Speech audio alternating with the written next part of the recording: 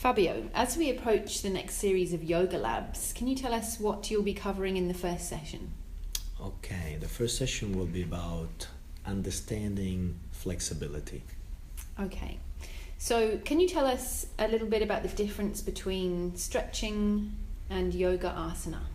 Well, that's a big topic.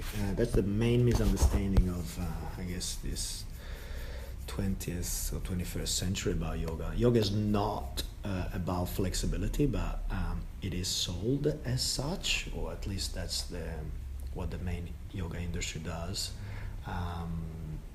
So flexibility is required in yoga asana, but it's not the main goal of it. So stretching is an exercise of the 70s and 80s that is for a lot of people, let's say mainstream people, equal yoga asana, but it's very different. Yoga asana, or yoga in general, is a pathway to liberation. It is a very different thing.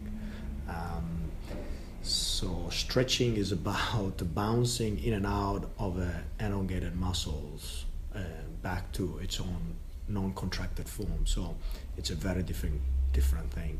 So what the lab will do is trying to open up and clarify the difference.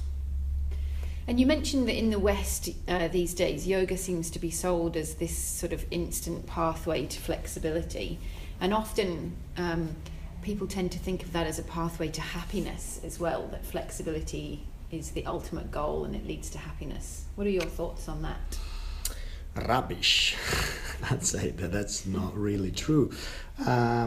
Well, yoga could be a pathway to what we say liberation. So yes, the asana could be also a tool for that, but a bit different. The way we're seeing yoga being advertised on main magazine covers of these days online, it's just beautiful looking people doing contortionist moves and with a happy looking face. That doesn't necessarily mean that they're actually happy, or their body is happy in some ways, or healthy even, by the way. So it's just an image.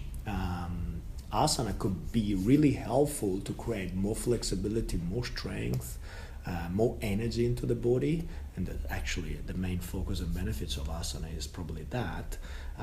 But you don't need to be looking like a contortionist doing a binding trikonasana to be actually happier, or even your body to be healthier. So it's I think it's a marketing tool that I don't like. So how do you know what the right amount of flexibility is?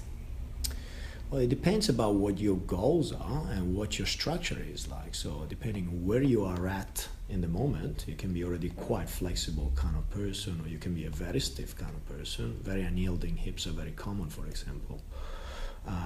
And also where you want to go. So why you're doing yoga asana for. So if it's your reason is to create more flexibility around your body, obviously you need to consider where you're starting from. So understanding where you're starting from and understanding what your goal of practice is, and then you know which kind of flexibility is required. If you're practicing just for a general well-being, you don't need a huge amount of flexibility.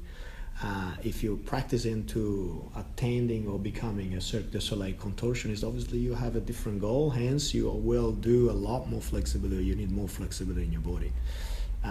But generally, if you're content to have enough flexibility not to feel pain or to be affected by the weather, and to be able to lace your shoes and reach and grab a cup of tea, you need a certain degree of flexibility that is highly achievable with most simple movements. It sounds like it's going to be a really interesting session. We look forward to learning more. Thank you. I hope so. I'll see you then. Thanks.